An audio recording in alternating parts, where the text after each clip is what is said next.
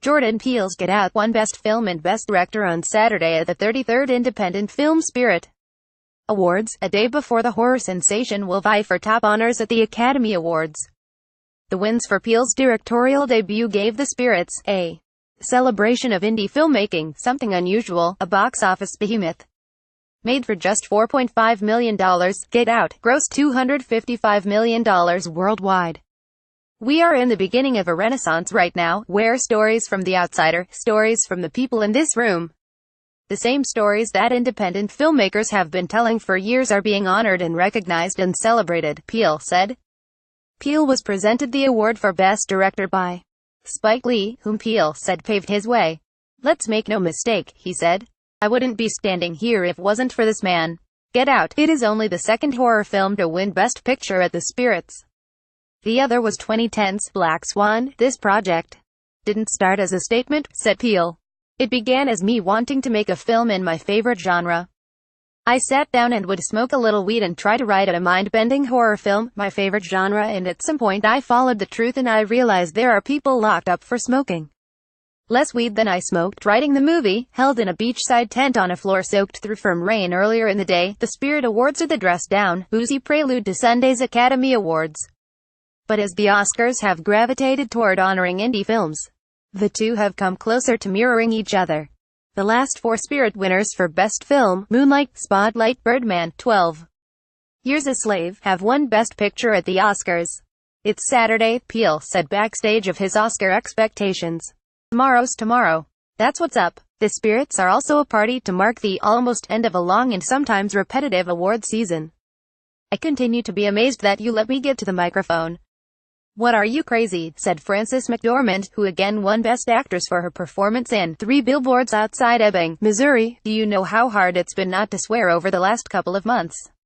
Because this awards convention goes on for expletive forever." Allison Janney likewise continued her sweep of the Best Supporting Actress awards for Tanya, the supporting actor Oscar favorite Sam Rockwell, Three Billboards Outside Ebbing, Missouri, added to his string of awards. Timothée Chalamet, the Call Me By Your Name breakthrough star, took Best Actor, a category that at the Spirits didn't include the Oscar favorite Gary Oldman. The 22-year-old said he was trying to savor the moment. "I don't know if this kind of thing is ever going to happen again," said Chalamet. Returning hosts John Mulaney and Nick Kroll opened with a lively monologue that managed to touch on everything from Donald Trump, Harvey Weinstein and Brett Ratner, to the enunciation of Saoirse Ronan's name, Sour Shoes Ronan, Mulaney said, and Mulaney's wife's infatuation with Call Me By Your Name's Timothée Chalamet. Mulaney said he once had a meeting with Weinstein where the fallen mogul proclaimed that his legacy, and what would be written on his tombstone, wouldn't be for the films he's done, that it'd be for Project Runway. "Your tombstone isn't going to say Project Runway, it's going to say XXL unmarked grave," Mulaney said. Kroll and Mulaney joked about separating the artist from the art for some of the men accused of misconduct. "Like with Kevin Spacey, can we still love K-Pax?" Kroll pondered. Added Mulaney, "or Woody Allen and his last 21 unwatchable films.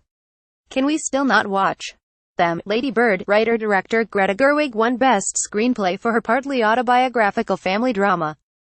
"Thank you to my parents for watching the plays that I put on in the living room, and thank you to my brother and sister for acting in them," said Gerwig. Dee Reese, Mudbound, received the Robert Altman Award, an ensemble honor given to one film's director, casting director and cast. In an impassioned speech, Reese celebrated each element of the film, a Netflix release, and concluded by announcing, "Mudbound is cinema." Kumail Nanjiani and Emily V. Gordon won Best First Screenplay for The Big Sick, which they based on the real-life drama of the beginning of their own relationship. They are also up for the Original Screenplay Award at the Oscars. They both thanked their parents, who provided some of the inspiration for the parents in the film, with some artistic license. "My dad never cheated on my mom," said Gordon. "That was something we made up for the movie, that we know of," quipped Nanjiani.